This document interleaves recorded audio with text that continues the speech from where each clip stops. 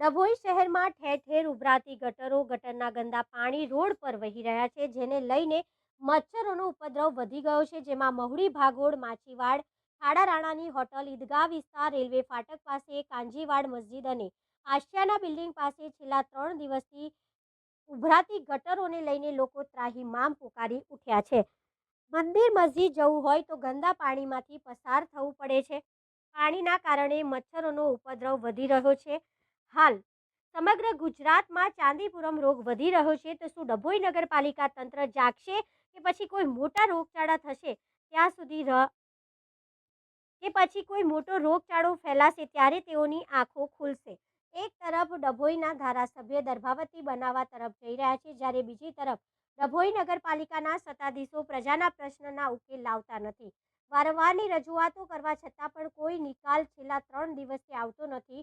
તો શું ડભોઈ શહેરમાં કોઈ મોટો રોગચાળો ફેલાશે ત્યારે ડભોઈ નગરપાલિકાના સત્તાધીશો જાગશે? એવા પ્રશ્નો પ્રજામાં સેવાઈ રહ્યા છે.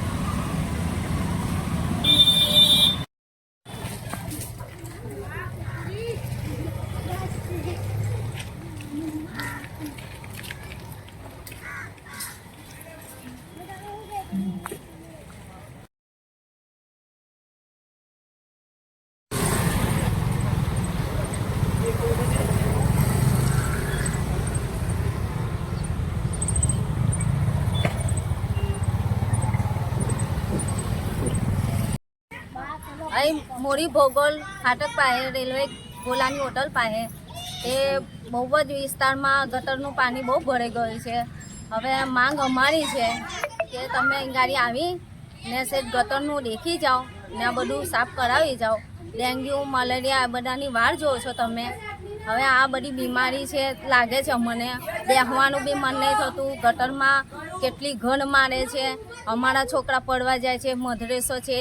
અહીં ગાડી આ મસ્જિદમાં નમાજ પડવા આવે છે, તે બી એવા પગે લઈને જાય. અમારા પાક બધું હોય છે.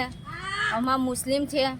અમારા અહીં ગાડી મંદિર છે, મંદિરમાં લોકો દર્શન કરવા આવે છે. દર્શન કરીને એવા જ પ્રસાદ લઈને જાય છે, બરાબર. હવે આ છે ને છોકરા બી અમારા પડવા જાય છે ને, તો એવા જ કપડો એ લઈને કુરાન શરીફ લઈને બેસી જાય છે. હવે આ બધું અમારે ગંદકી ફાવે નહીં. તમે અમારી માંગ એવી છે કે તમે આવીને આ દેખી જાઓ ને કરી જાઓ.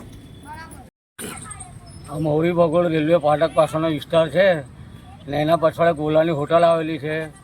પછવાડે વસેવાલે જીનનો વિસ્તાર છે. ભક્કર સાહેબની દરગાહ તરફ જવાનો રસ્તો છે. બધી જગ્યા પર ગટરો ઉભરાય છે અને પાણી ભરાઈ ગયું છે. તેથી અમારે સુધરાઈને અપીલ છે કે જલ્દીથી એનું નિરાકરણ લાવે એ અમારી માંગ છે.